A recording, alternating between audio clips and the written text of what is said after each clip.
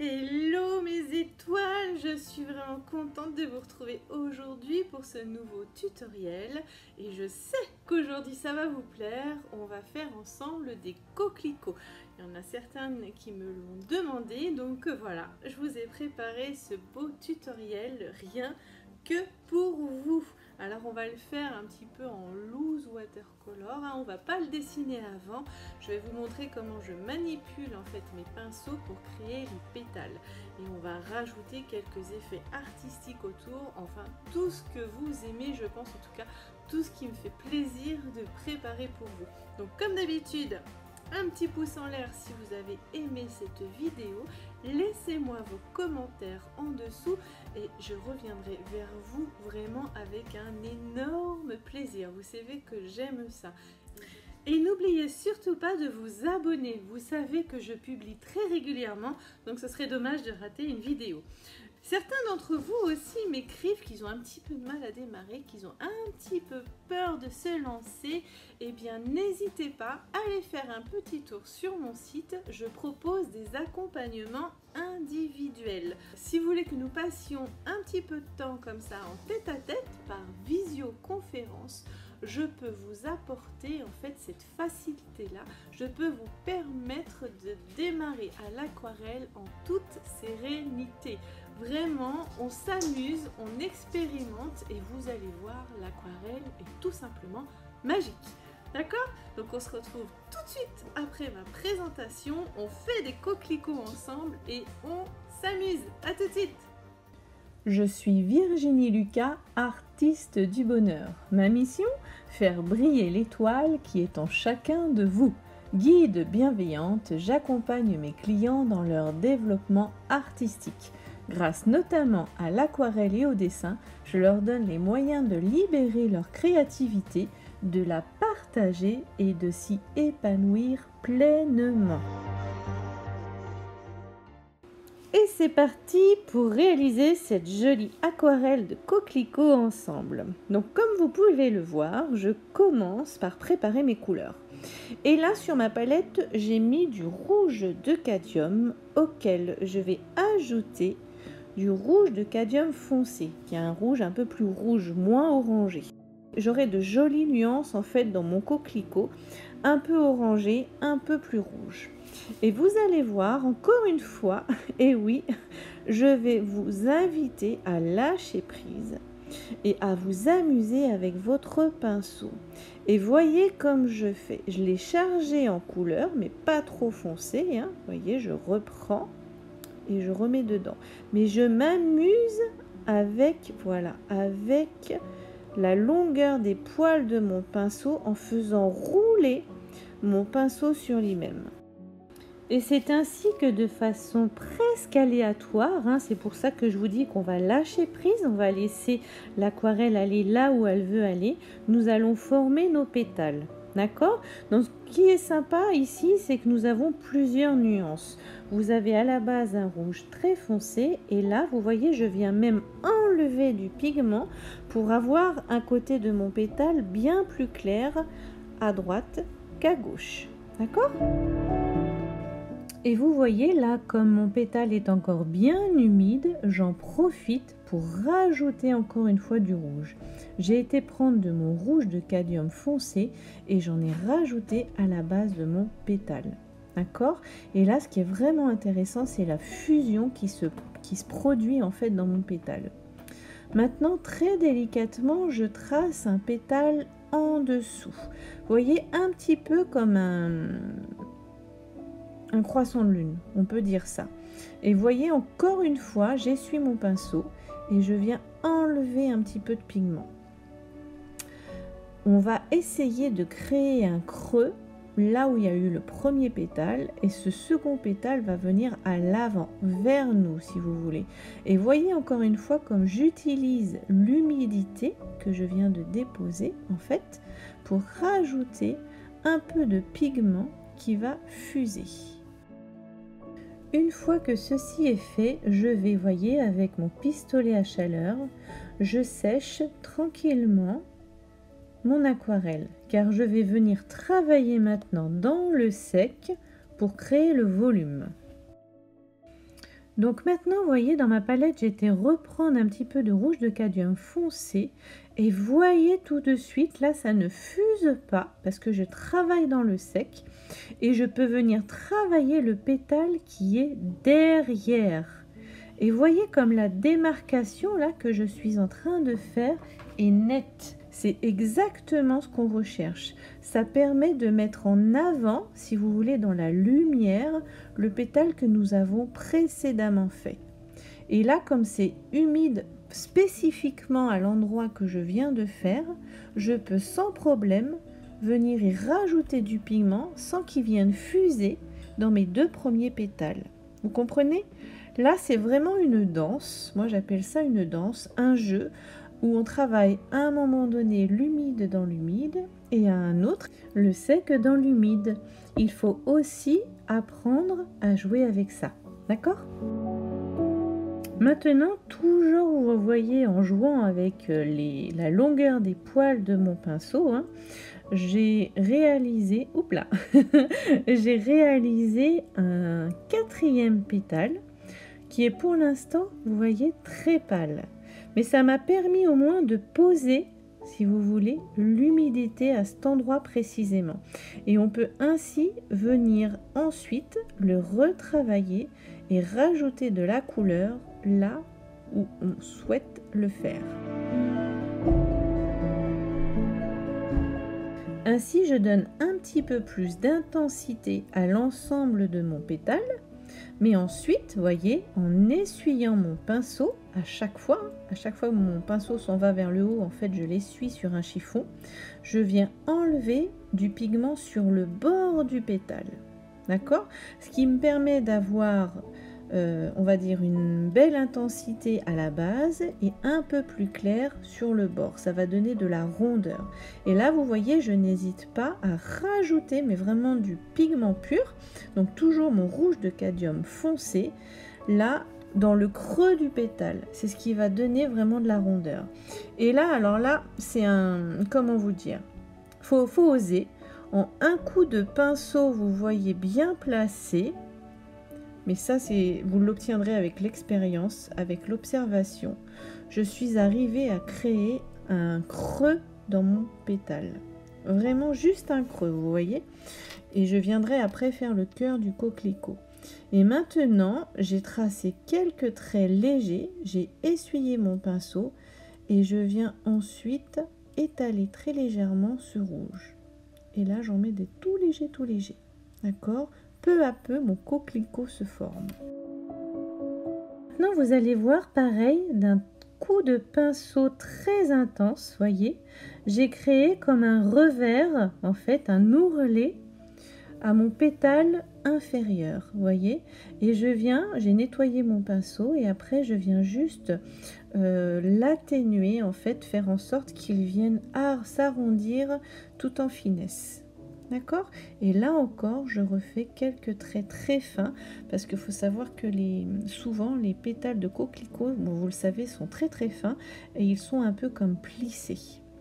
Et là, une nouvelle fois, je viens renforcer le creux de mon pétale inférieur. Vous voyez, celui qu'on a fait tout à l'heure en travaillant le sec dans le sec.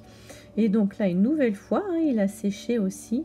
Je viens intensifier en fait l'ombre, le creux, le rouge le plus foncé du pétale. Et là aussi, vous voyez, c'est ça qui est vraiment intéressant, qu'il faut que vous compreniez. Pour bien mettre en avant, on va dire, la clarté du pétale qui est devant nous, j'intensifie l'ombre en dessous. Vous voyez? Et tout de suite, ça fait un clair-obscur. Souvent, les débutants ont un petit peu de mal à oser en fait travailler les clairs-obscurs. Et là, du coup, en mettant un rouge très foncé juste à côté du rouge très clair, du coup, on obtient vraiment un contraste et un effet d'ombre. D'accord? Et là, pareil, je vais délicatement, alors il faut savoir que mon pétale est sec, hein, on est d'accord. Je vais travailler de telle sorte qu'on ait l'impression qu'il y en ait deux qui se superposent un petit peu. Travailler ici dans le sec, vous voyez, me permet d'apporter de la matière à mon pétale. Vous voyez, je viens lui donner un petit peu de volume, je viens lui donner des ombres et des reliefs, d'accord? Vous voyez? Et là, du coup, on a vraiment l'impression qu'il y a un pétale qui est un peu plus dans la lumière par rapport à celui d'en haut, qui est lui plus dans l'ombre. Et ça, c'est seulement en travaillant l'humide dans le sec. Maintenant, j'ai envie de donner un petit côté artistique. Alors, vous voyez, j'ai trempé mon pinceau dans de l'eau propre, légèrement teintée, pour venir mouiller en fait à côté de mon coquelicot.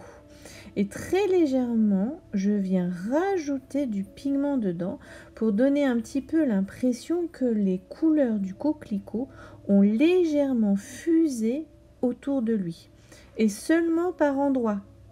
Personnellement, je préfère faire ceci seulement par endroits, pas tout autour, parce que ça risquerait de faire un petit peu fouillis, si vous voulez, ça risquerait de brouiller un petit peu la compréhension de l'aquarelle.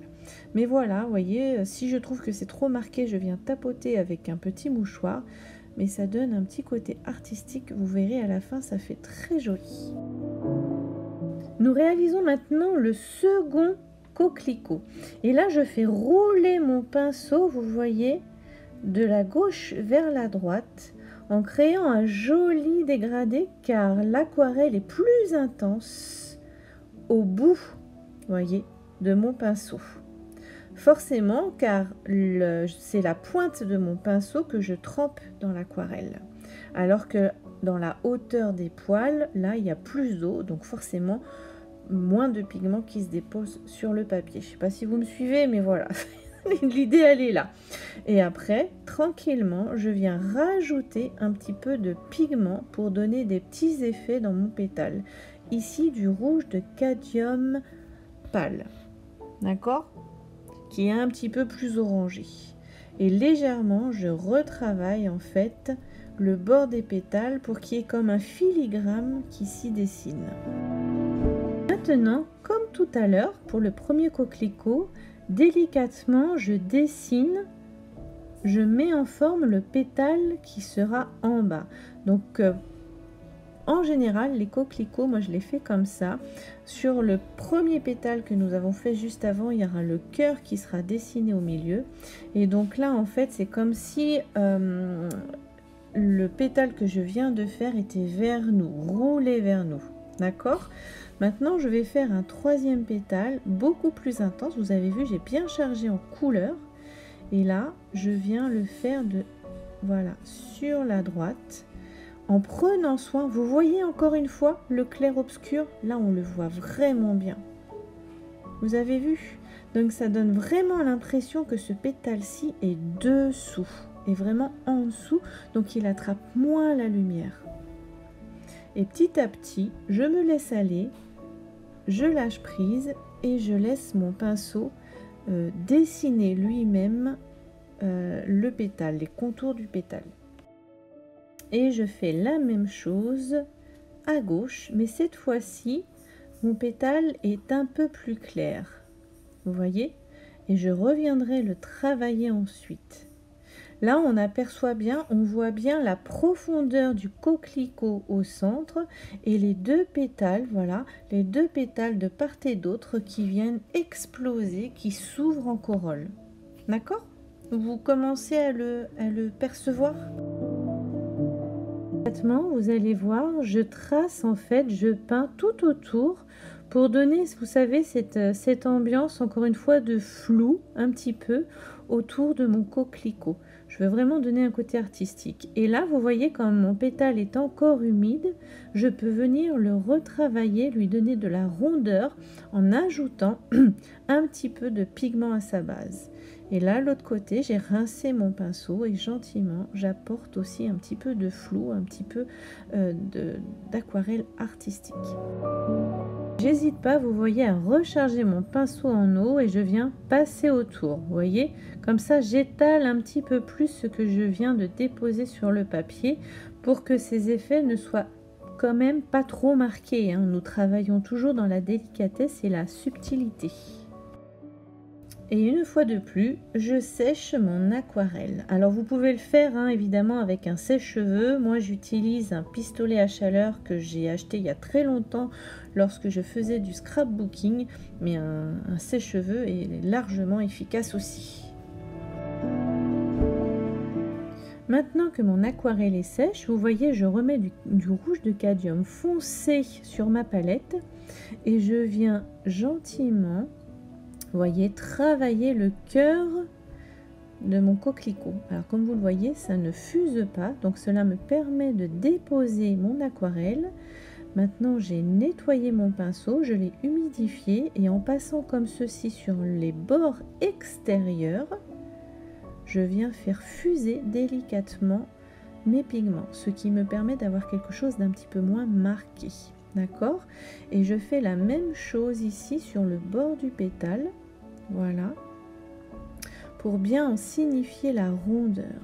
Et délicatement, encore une fois, je vais faire des petits sillons très fins dans mes pétales pour bien en montrer, si vous voulez, le côté un peu fripé, le côté un peu plissé.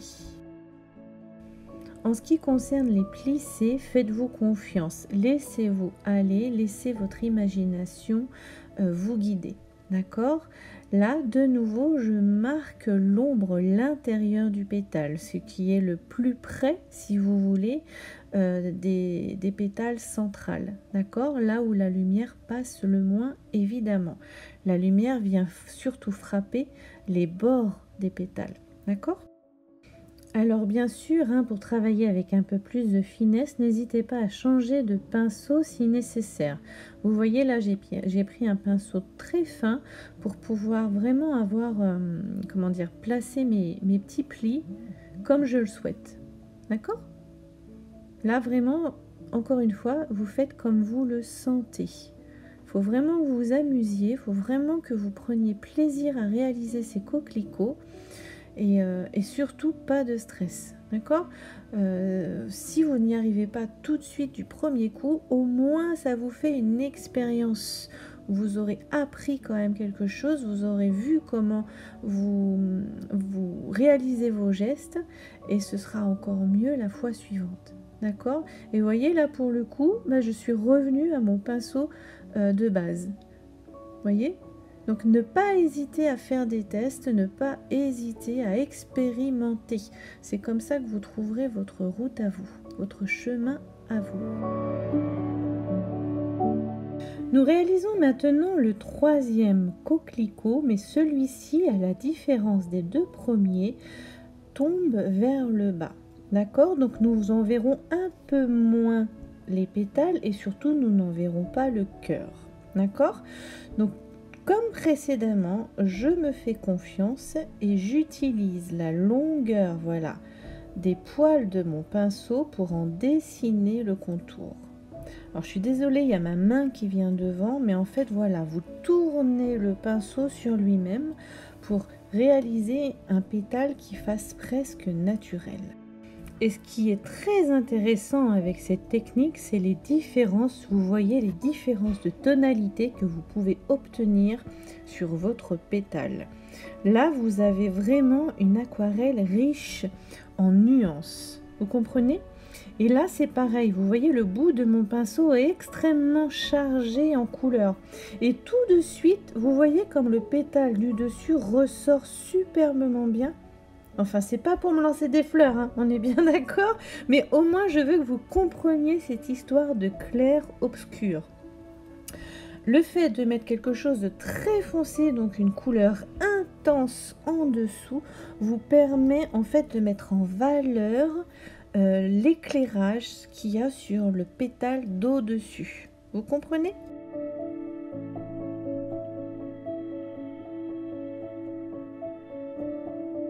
Et de la même manière ici, vous voyez, mon pinceau est encore vraiment chargé en rouge de cadmium foncé. Et je viens mettre une ombre derrière, encore une fois, mon premier pétale. Maintenant, vous voyez, je tente avec un autre pétale en dessous. Mais après l'avoir fait, là, je me rends compte que c'est pas très équilibré, ça me plaît très moyennement.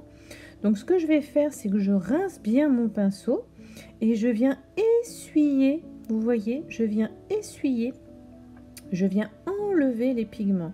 Et là, avec un petit mouchoir propre, je viens également éponger en fait l'humidité.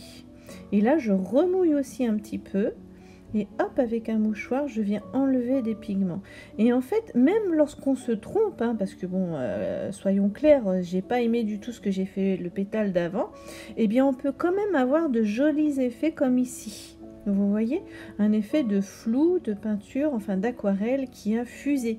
Donc ce que je veux vous faire comprendre, c'est que même lorsque vous vous trompez, l'expérience peut en valoir le coup et apporter une richesse à votre aquarelle.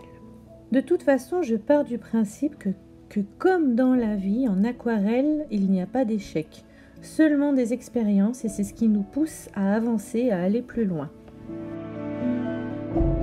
Et maintenant, j'ai fait un mélange d'indigo et de sépia, et gentiment, je vais venir travailler mes cœurs. Donc j'en ai placé au bord, enfin au fond de mon coquelicot, et avec mon manche de pinceau taillé en pointe, je viens étirer la couleur tout autour très finement. Vous voyez, je vais recommencer ici.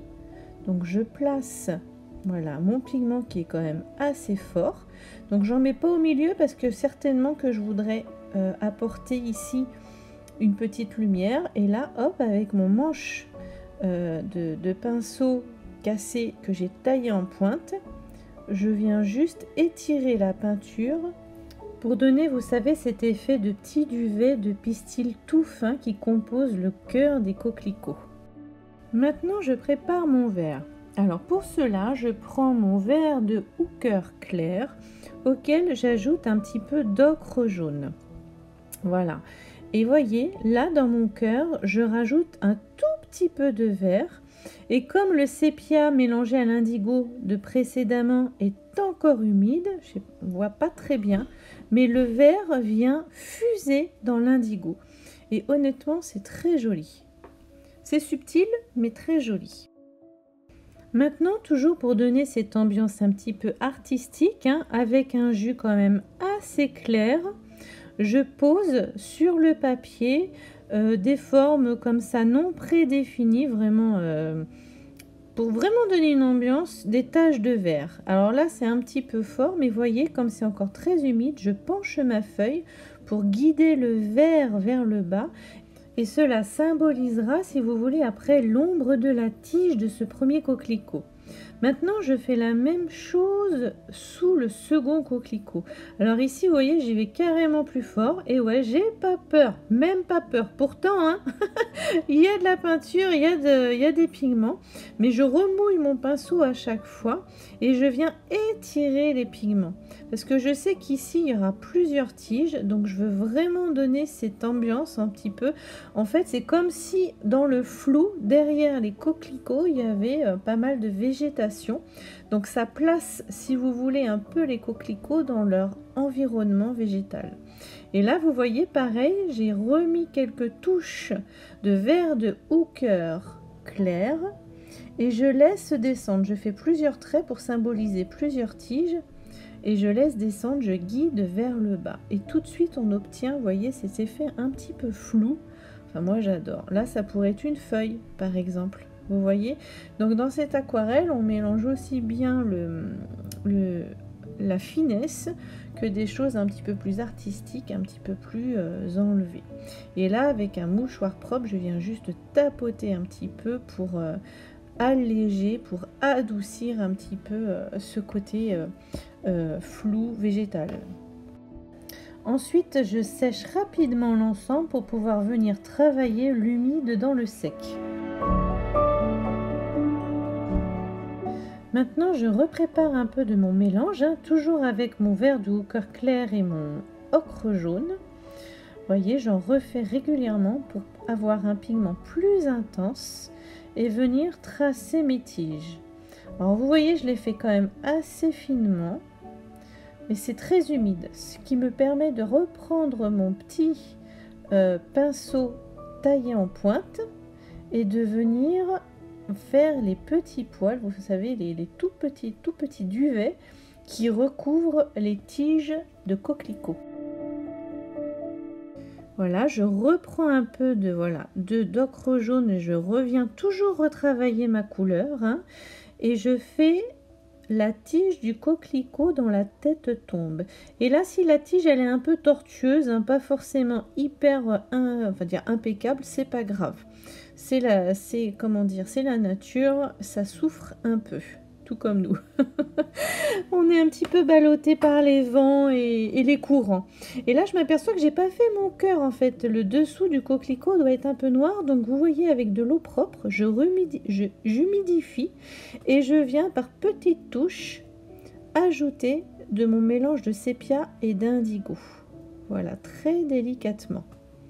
Et comme ça, j'obtiens en fait le dessous un peu ombré aussi de mon coquelicot. Et je continue mon travail sur les tiges. Donc je continue celle du premier coquelicot que nous avons peint et je trace la tige du deuxième coquelicot, celui qui est bien ouvert aussi. Et j'hésite pas, vous voyez, à la faire rencontrer la tige du coquelicot dont la tête tombe. Et encore une fois, je fais le petit duvet. J'adore, j'avoue, ce sont des tout petits détails, mais ça fait la différence. Ça apporte vraiment un petit peu de délicatesse et de finesse à votre aquarelle. Ensuite, vous voyez, je reprépare de nouveau de la couleur. Donc, ce qui est bien, c'est que c'est toujours mes couleurs de base, hein, vert de ochre clair et ocre jaune.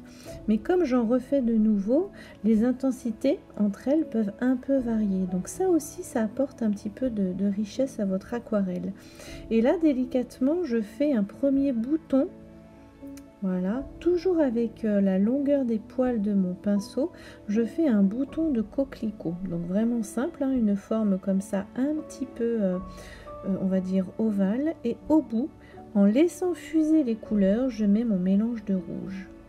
Et en fait, le rouge va venir se mélanger au vert et ça va créer un très joli dégradé. Là aussi, vous voyez avec la pointe de mon pinceau cassé, hop, je rajoute du duvet sur les petits boutons. Vraiment, ça fait la différence. Selon moi, ça fait vraiment la différence. Maintenant, alors le plus librement possible, s'il vous plaît, vous réfléchissez pas, vous faites, hop, on fait des tiges qui partent vers le haut et peut-être une feuille, voyez? Mais on réfléchit pas. Voilà, on laisse le pinceau monter, descendre.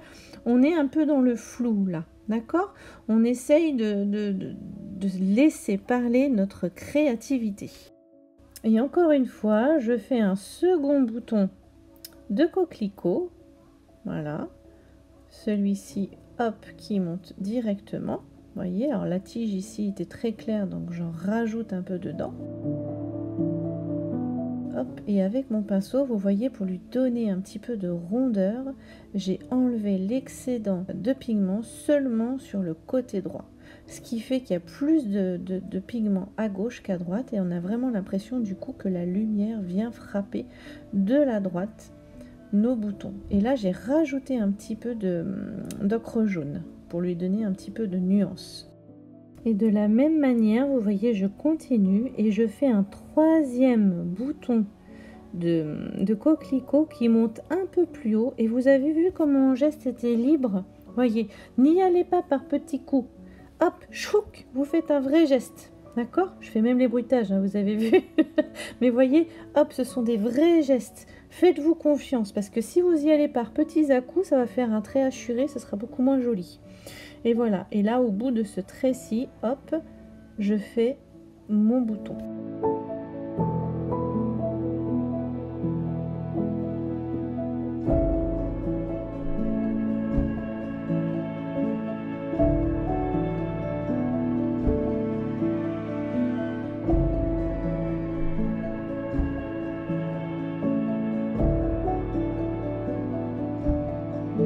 Maintenant, vous voyez, j'ai repris mon pinceau tout fin et je me suis aperçue en fait que j'avais pas fini de travailler les détails du troisième coquelicot et très finement, là je travaille dans le sec, hein, donc forcément les traits ne vont pas fuser.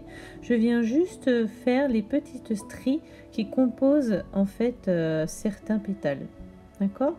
Et vraiment là aussi j'y vais vraiment avec légèreté. Et là je viens seulement appuyer l'ombre du petit revers parce que sans le vouloir, vous voyez, j'ai laissé un petit peu de blanc, donc on va dire que c'est la lumière qui vient taper le bord du pétale qui est vers nous, et en fait en mettant un petit peu plus de rouge intense en dessous, je crée l'ombre et je mets en avant, encore une fois, je mets en valeur ce trait de lumière. Alors ici vous voyez, j'ai rincé mon pinceau, il est seulement mouillé à l'eau claire et je viens juste estomper un petit peu les traits que j'ai fait juste avant. Ça va rendre ces stries, ces plis dans le pétale un peu plus doux.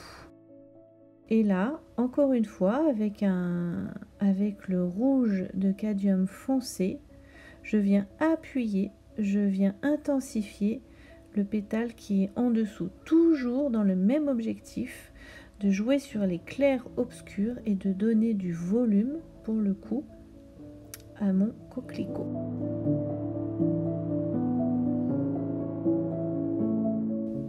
Ici je suis aussi dans les finitions, vous voyez, je viens juste travailler le bord de ce pétale pour qu'il se démarque bien du précédent.